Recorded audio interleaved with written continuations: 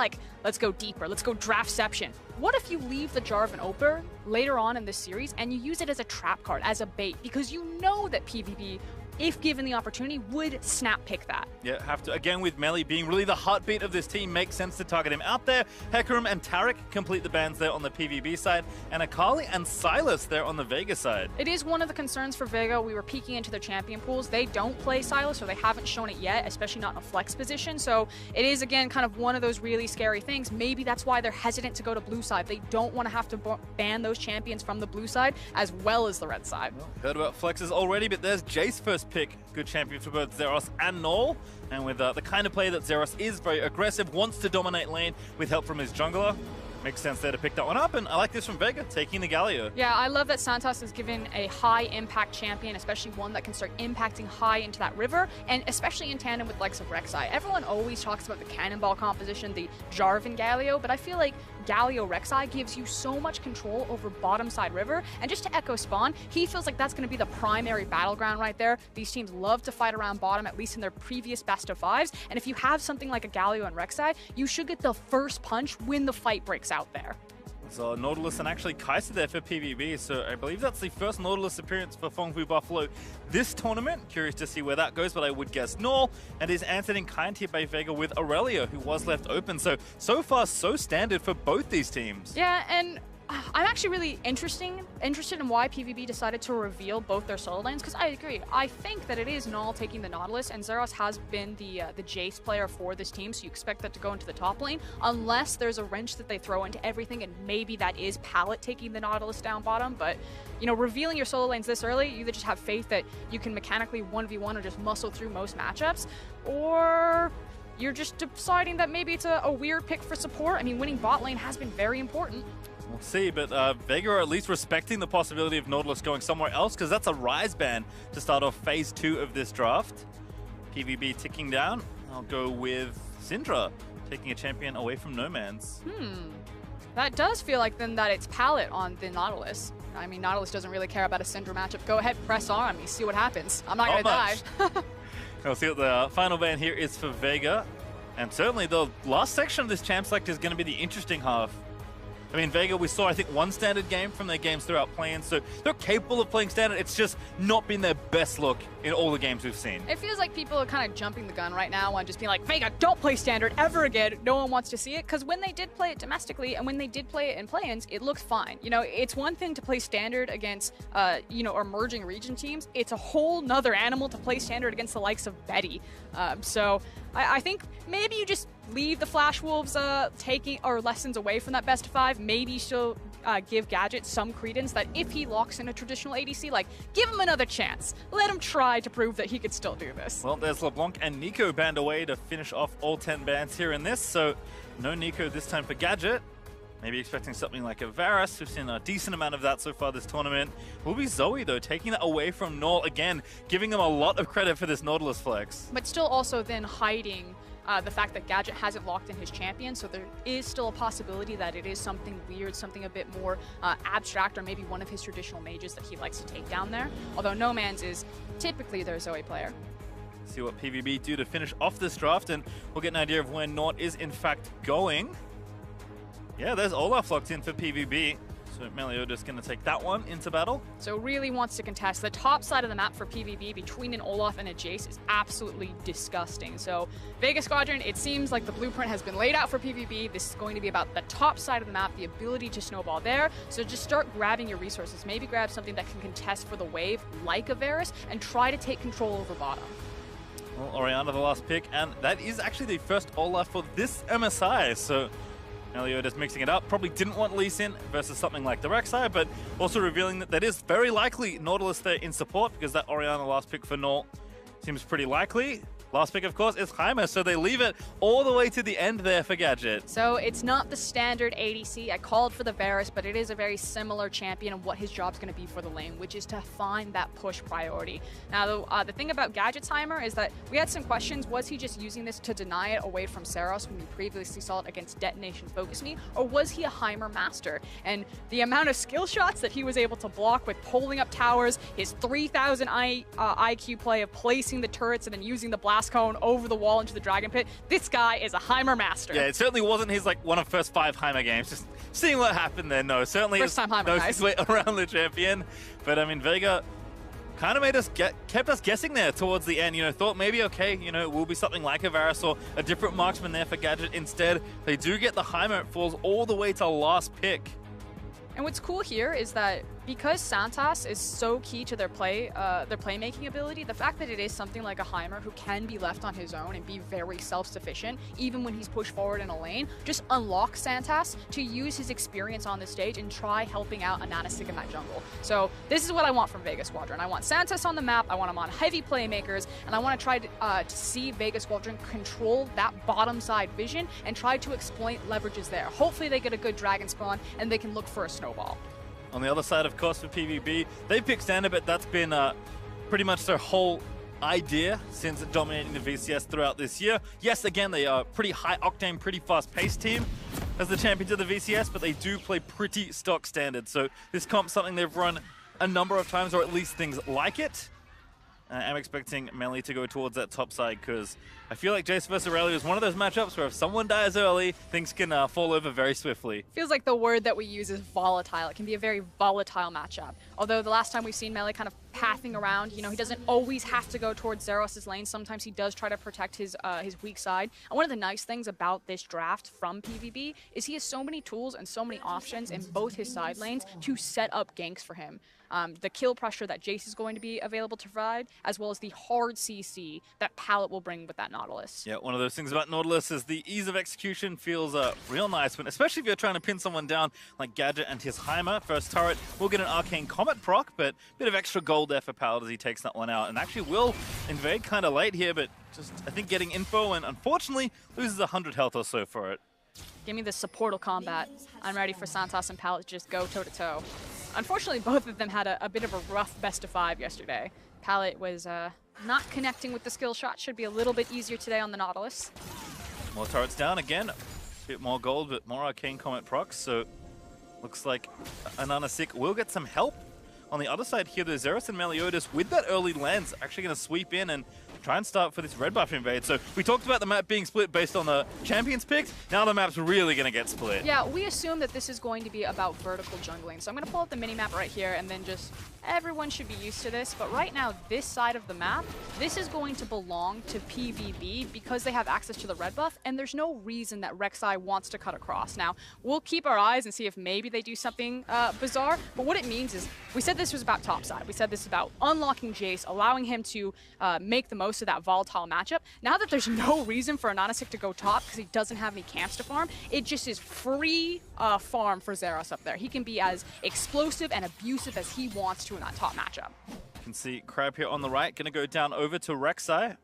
He's going to try to 3-buff him. Yeah, Meliodas actually pathing down back towards his own Raptors here, so already took the red buff and the Raptor camp away from the Vega jungle, and is actually going to get away with his cross maps through mid lane, and Nanasik's just forcing himself back to the blue side jungle. And that's the key thing, and it's because of the wave pressure that Big Koro and Palette have. Now oh my god, Heimer! Trading back a lot. Lasers. I thought the hook was good from Palette, but loses the trade in epic fashion. Okay, so it was really good until that moment. Palette's gonna hopefully walk it off, but losing your flash will certainly hurt. But it's just like you're saying, the fact that Olaf went cross-map across mid lane, they're going for it. Stun lands in. Arcane come up procs. Palette looks to be on the menu for first blood, but Big Koro finds the explosion, takes down the support, and that's first blood PVB. It felt like both teams didn't really know how much damage they're going to do. I'm looking at Palette. I'm like, I don't know if you want that one, but they didn't have the cooldowns to follow it up. But hold that. A Nanasik now looking mid. Yep, Null maybe the target here. Does get the knock up there. He's going to force the flash. Very respectful there from Orianna. Okay, so we're still going. Yeah, we're not going to have some time. Olaf's going to fall asleep, and I think that will call off the end of the play. Oh, boy. He's chasing him. So you asked for support or combat, Frostgruen. You have gotten it. Maybe not as early as you called for. I was so interested into how these jungle matchups were going to go over. This is so bold from a Nanasik. You should not have access to the scrub camp. And Zeros is like, what are you doing? You can't walk up here. I have the rotation. Speaking of rotations. Here comes Palette. No Man's ready with a flash. Puts him to sleep with that hook. Massive land there. The ignite down onto Null. No Man's trying to hold on to that flash, but I'm not sure if he's holding on for it to too long. Does flash out from under the ball. Gets out safely, but a nice roam from Palette. Everything's on fire. That's how this game is going to be. I was like, what kind of best of 5 we're going to get. Maybe if it's PVB, maybe it's very fast, it's very furious. Maybe if it's Vegas Squadron, it'll be a little bit slower, a little bit controlled. But everything is going for, you know, on fire, hardcore plays. We're looking to trade kills. And again, Santos just didn't have any health. I think you thought as soon as that grenade landed that was a kill for Heimer, but he didn't have any turrets in the area. That was all the laser damage that won in the earlier trade. Gadget just must not have had it on cooldown, because that, to me, I agree with you. That looked like a moment where Vegas should have gotten first blood. And anytime you have a champion like Heimer injected into these 2v2s, you're really going to test how well people know the trade patterns of these types of champions. And frankly, it looked like neither side, except for Gadget, really understood what his full capability was, because Santos goes in, he doesn't need to look for the trade back right there. Pallet was curious how much damage he was going to absorb, but at the end of the day, Big Koro and Pallet, Kai'Sa, Nautilus, probably a bit more standard, figured it out in the end. All right, well, as we take stock of what's happened in the first 5 minutes of play, CS is pretty even across the board, but that first kill will give PVB a gold lead of about 1,000. Meliodas supporting his friends down here in the 2v2. He's just going to sweep out the vision and make sure nothing else happens, but much faster than we might have expected here. To kind of think about how these two teams made it to this spot, playing in their group stages. Group A felt like the much faster one, Group B not so much, but it's breakneck pace to kick off the series as Zeros may be in some trouble. I think this would be a little bit ambitious, just because Zeros has access to his flash. Maybe if he uses his knockaway right here. Gonna hold on to it for now. Zeros trying to win the trade, but Boss just stands his ground and auto-attacks him. And Zeros being out of mana likely has to TP back here. And as the Rek'Sai lying in wait, pops the Pricey, gonna cancel the recall. Now what do you do, Zeros? Now you pray. I mean, waves coming in, there's no jungler, no TPs up for your team. Or I think they're gonna let him go. I guess just can't see anything, so it's worried the jungler's already here. I guess you just walk that one out, and that's what you're saying, Pastry. It's the fact that he doesn't know where Olaf is. Meanwhile, Meliodas is finally going to show an award, so you bet Ananasik is kicking himself now, having vision of where the Olaf is and saying, oh, that was my kill. I could have expended the flash, or I could have expended the kill or the reach for that. And instead, Zeros comes back up, TP's back with his tier 2 boots, and Boss will do the same, although currently he's going to hold onto that TP. The only prize for Ananasik is that Wolf Camp that he'll take away, but Olaf already putting a control ward down into Vegas Squadron's blue jungle and going to take down this Grump. So we started out with a strong side of the map. Medic, thank you for explaining that to the viewers in Countdown. For top side for PVB, but now as Meliodas has kind of turned everything on its head and he's trying to abuse the lack of summoner spells for Santos in the bot lane and abuse the pushing power and kill pressure that Big Koro and Pallet had down bottom, he's starting to blitz into that jungle and carve away all of this CS. You can see the disparity is opening up between the junglers. 44 to 31 right now. That's actually a big deal this early on in the game. You can also see that Meliodas, despite the loss versus Team Liquid, still some pretty decent stats. I called him earlier the heartbeat of this team. He really is there when almost anything happens. I think has like 75% KP over the course of the tournament, and you can see 70 in that last series. I mean, if he's not the heartbeat, he's certainly the spark. He's where everything really starts and turns into a full flame for this team. Well, also some coverage being provided here by PVB for Zeros, but it's Pallet instead that's found his way up into the top side of the map, going for a bit of a roam. Blue buff also going to be attempted steal here for PVB. Looks like they'll get away with it too. Smite though, forced by Meliodas. And it's how they're playing with information. So the fact that they were able to do that despite not having access to Pallet behind them since he did look top, you can see that Vegas Squadron are, we don't know exactly where everyone is. Let's play this one cautiously. Our jungler's in base right now, so it's not worth like a hard contest. But you have to think, if they knew Pallet was top lane, if he had showed, maybe that's a very different setup. All right, now Zeros just going to clear out the rest of these minions. Boss actually going to, not go back, cancels that recall as Pallet hooks back onto a wall to find himself next to his lane mate and get a bit of gold there, proccing the Targon stack. Also spy a Bilgewater Cutlass in the inventory for Big Koro. So we've seen a lot of Storm Razor first on Kai'Sa, but this is kind of a departure from that, likely looking for Blade of the Ruined King first here. I also think it helps that when you're dealing with that type of poke that Gadget just placed onto Kai'Sa with the rockets, that it helps to have the life steal and the sustain in the lane phase. So he can sit back here, just try to farm up on these creeps as the waves are constantly crashing into him. Another good hook there for Pallet. Gadget though does have the ulti ready. Big Koro charging in with a killer instinct, flashes forward, grabs the kill, and now it's Santos that's in trouble. Pallet hits 6, he pops the depth charge, and Santos, it's goodbye and a double kill for the biggest of Koros. The immediate burst damage that came out there, the fact that Big Koro didn't hesitate, pulled the trigger, and pushed down this Heimerdinger. And again, we talked about Gadget his different picks. Heimer looked very strong when they played in play-ins, but Big Coro and Pallet showing what they can get done. And of course, Gadget certainly had a struggle versus the Flash Rules, but hold that thought as a Nanasik is ganking top. Flash on Burrow there, knock up is going to land, and now the stun falls in. Q is easy stop, and here's Meliodas going to try and get a counter kill. 1v2, pops the ulti there on the Olaf, and Boss just going to run away to a minion. Now has to be careful about getting dove himself. No flash available for a Nanasik, so it would be a little bit harder to execute, but we'll see if Meliodas just walks up. Chilling Smite, forcing the flash. There's the ulti out. Meliodas looking to go down, and there's Boss finds the second kill. Just frankly greed for Meliodas right now. There's no reason, just apart from the tower. He wanted the EXP. He wanted to see if maybe he could get a couple of pot shots with a fadeaway axe, but in the end, it smashes him. Now 2-0 on this Aurelia. So again, a matchup where we thought Ceres was at least looking good in those trades. Boss springboarded up in that 1v1 as he picks up the teammate and walks himself back towards the lane. And again, I kind of want to focus in as things are settling on the top side. I'm not back to this bot side. Something that's really cool about how this Nautilus is going to interact with the Heimerdinger is now that Heimer has completed his Lost Chapter, although I may have to hold it, it's Santos looking for a gank, has flash. Null the target, no cleanse up, but does have the flash as you mentioned, so just fine there. Yeah, trying to find that window. Is that if Heimer is going to be so far forward down the lane, has the mana to sustain that so he can be constantly pushed, with a Nautilus ultimate, it makes it so devastating to be on that long of the lane because you have immediate hard CCs. Taking another look at this one here. I mean, they tried something, but the CC was there. Easy follow-up, and then just a quick Q there from Boss to finish it off. This is what you're mentioning, though. Greed here from Meliodas. Yeah, and, you know, maybe he gets a hold of Boss. He's able to turn that one around. Now mid. To no man's forced to flash away, but there's the follow. Killer Instinct again from Big Coro, although it's Null that gets the credit. Big Coro is unlocked and ready. Yeah, this bot lane, we talked about maybe in the 2v2 they can find some traction. Well, they did that, and now they're moving that advantage over the map. Again, Nautilus, a champion that we may be expected to rise in priority. Support, you don't get as much damage, but the CC is still certainly there. But this is what we wanted from Santos, who has the, you know, superior roam support with the Galio versus the Nautilus. He wanted him unlocked from his lane, assisting with dives like that. But unfortunately, just hasn't found the same traction that Pallet has. Decent block there, using the turret. Now a TP coming in from Vega. Pallet going to be the target, ignited by Santos, his boss.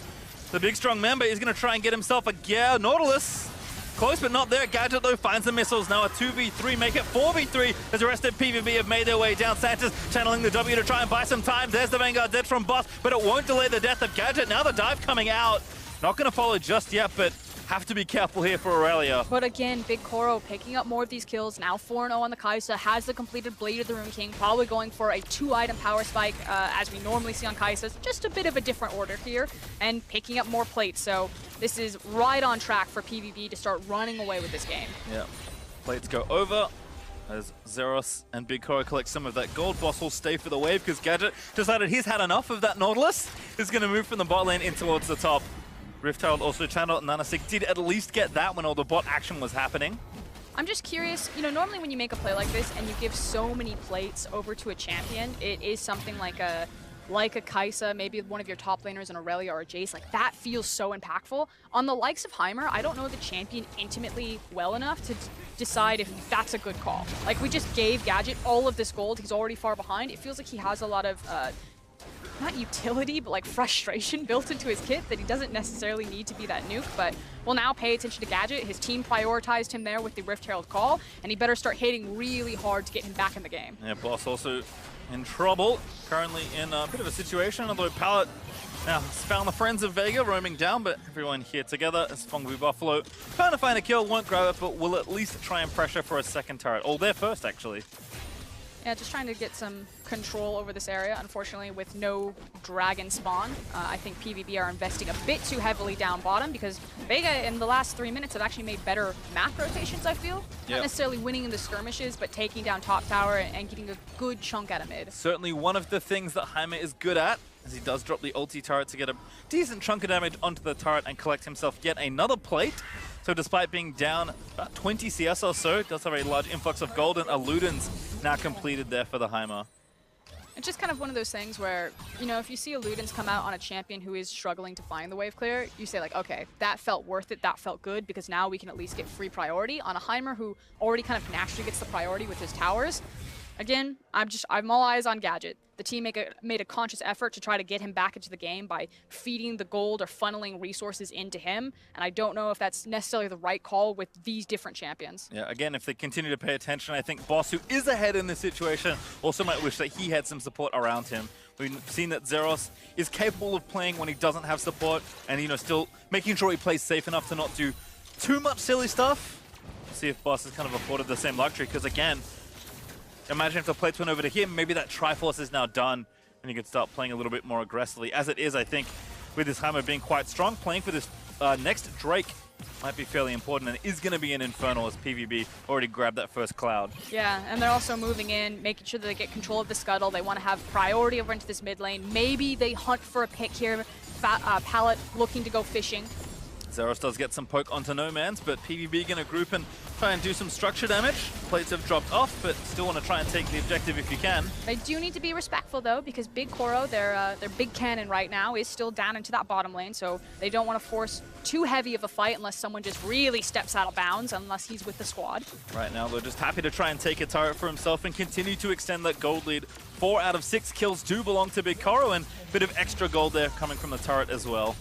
Yeah, and he should or be really close to his Rage Blade now, so it feels like we should stall this Infernal with your PVB until he has access to those 2 items, and then he's going to feel really comfortable walking into that scenario. Whereas for Vega Squadron, it's kind of the same thing if they want to contest for it, where you need to walk into the area early, clear out a lot of the vision, and then just start setting up your Heimer turrets. He's kind of like a champion like Gangplank, where, when he's reacting to a fight, unless he hits his rockets, he's not going to bring much. If he gets there early and he has his setup, then he feels a lot more viable as a champion. I mean, if you have the vision, Heimer plus Zoe seems like a pretty good area of influence to have when you're trying to take an objective, and Vega did actually take the time to push down the mid-outer, so they still stay up in the lead as far as towers go. But with 10 seconds remaining on this Infernal, buys have come in. No major completed items just yet, at least not the Rage Blade we might have expected, but certainly a fight will be had for this objective. Yeah, which is why Null's just trying to get priority. Maybe caught. Shockwave onto Boss does a decent chunk of damage, but Null will not have that cooldown now. Yeah, that's massive, not having access to a big burst here. It feels like it'll change PvB's playstyle here, where they just run full steam ahead into this fight, versus this is really about trying to draw Vega Squadron out and threatening pressure on the mid tower, which is why you see them cutting upwards. But like, without Shockwave, we can't fight this unless it's a perfect scenario. Yeah, and you gotta go, because as you said, walking into a Heimer with no vision doesn't feel like a particularly fun scenario. So the Infernal Drake will go over to Vega. PVB will trade for the mid-outer turret. And gold is staying relatively close. Fengwu Buffalo up about 2,000 gold. Zeros will extend that lead as they actually take the turret lead for the first time this game as he finishes that off. And also, Boss, don't know what you're doing there, but that's an easy pick-off. In fact, Santa's completed that, now forced to flash away. Zeros going to come in and try and change the play. Olaf already popped the Ragnarok, but Zeros there with a flanking jet, an absolutely massive accelerated shock blast. Make sure Gadget's demise is felt, and now another sick knockback. Big Koro finds the ulti there in, and that's going to be yet another kill. In fact, make it almost an ace. It's just Santa's that survives. And the devastating thing is that Vega Squadron had placed all of their vision to control the Infernal, but they didn't exit to the correct side, and they didn't have vision to spot out anywhere else that PvP were. Maybe they thought they went for a reset. Maybe they thought that they skirted up towards the top of the map, but Boss overextends, and the trigger is immediately pulled. Again, your poke champion's far away in Fog of War, great. Your champion's next to a Nautilus with way more of the enemy team around than you, not a great idea. So watch this one again. I mean, Boss, just a greedy recall here. Right on vision too. Yeah, you hate to see it, and then immediately the dog pile on top. Santos is trying to get in there, trying to save his top laner. Ultimately, it just baits out the rest of his team where they try to hang around, and Zeros doesn't hesitate. Immediately the teleport comes through, and he finds them on the back half with massive Jace damage. Nice target selection as well. Knew they could try and chase for 2 targets and do so successfully. Fengwu Buffalo certainly have not lost their luster for blood throughout this tournament. It's my favorite type of team. And watching Fengwu Buffalo, we were having this conversation earlier, Patient Time. I was like, you know what they kind of remind me of? They kind of play a little bit like the Flash Wolves. Yeah, Flash Cubs. Yeah, where they unlock themselves really early from the lanes. They like to skirmish. It feels a lot like rotating priority around plates and rotating priority around Rift Herald, especially early on. And I kind of have a feeling that if you are Team Liquid versus Fengwu Buffalo, and you are Vega Squadron versus Flash Wolves, that it makes sense that you would cross-scrim. And so I assume that PVB probably scrimmed a lot with the Flash Wolves. And again, if that team was good enough to pretty convincingly take down VEG, at least in this first game. Warning bells are starting to ring a little. Next Drake will be up in a few minutes. It will be Infernal number 2. Fengfu Buffalo up about 5,000 gold. Pretty substantial, as we're not quite at 19 minutes through this game. And again, Vega, despite all their creativity and the way they were able to pick up the pace throughout their playing group stage, they were not as good when behind. And I think the long game they eventually lost over to Mega is kind of a sign of a team that when ahead, they seem good. When behind, they can maybe struggle to find their way back into the game. And the reality is like you were just saying, there was only one game where they really fell behind, so they didn't get a lot of immediate practice with it on this international stage. And specifically for this composition, it just hurts. Whenever assassins like, not assassins, well, no, I'll call Zoe an assassin. She's a mage, assassin, wave clear, priority, utility bot. She's fun. She's not fun. That was sarcasm. When you have someone like Zoe who doesn't have 100-0 kill pressure on something, she loses a lot of her valuability across the map, where she just becomes kind of a utility choke bot. And so maybe that's why they decided to prioritize Gadget, like getting access to gold so he can do really nice line damage with his rockets. Because think about this, if Nomans isn't able to kill anyone on PVB, which a lot of them have shields, a lot of them are naturally tanky, he's basically looking for Kaisa and hopefully that's it, then you need to have the follow-up damage from the Heimer, that if a Sleepy Trouble Bubble lands on someone, something has to nuke someone. Well, looks like PVB are setting up for this next Drake, up in a minute 10 for the Infernal. And Vegas Squadron very bold farming in their own jungle here, to be honest.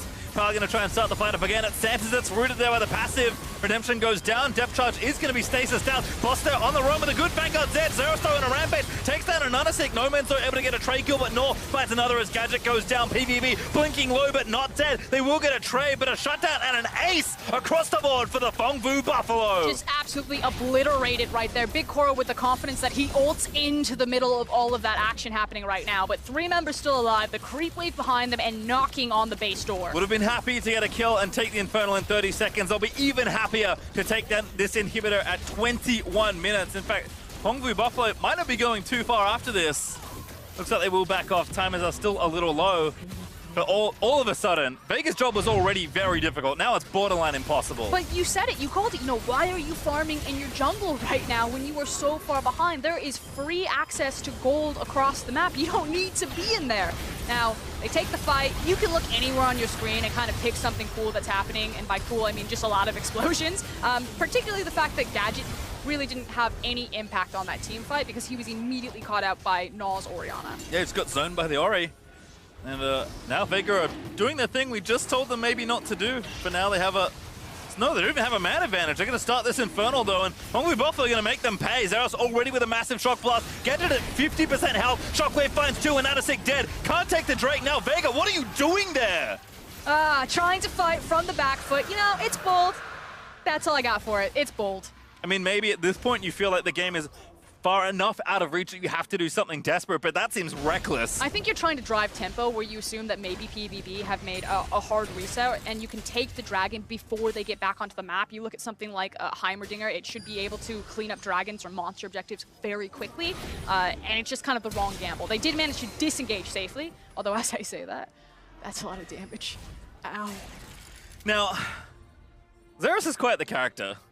He's the kind of guy that, you know, if emotes were enabled, you'd see them all the time on top of this guy's head, I think. He just flashed Shock Blasted over the wall and then didn't even follow, just assumed Gadget would die from the poke. Gadget lives, so thankfully for him now with the Zonya's Hourglass, might feel a little bit safer, but you can kind of tell the kind of swagger that Zeros is playing with right now. This team feels very comfortable. And it's not just Zeros, it's also Big Koro. We talked about the last team fight. He immediately triggered the Kaisa ultimate to get into the thick of it. And it just feels like all of PVB really bounced back from the loss against TL yesterday. And whether that's, you know, hometown advantage, the fact that this is maybe a stylistic mismatch, a very fast team versus a very controlled kind of outthink team. But they're looking good today. Certainly in this game, as they will pick up the Baron and move themselves ever closer to the 10,000 gold lead mark, up about 8 or 9k, with the Magi's finished there by Null. Looks like he needed some reading to do on the way back to the fountain.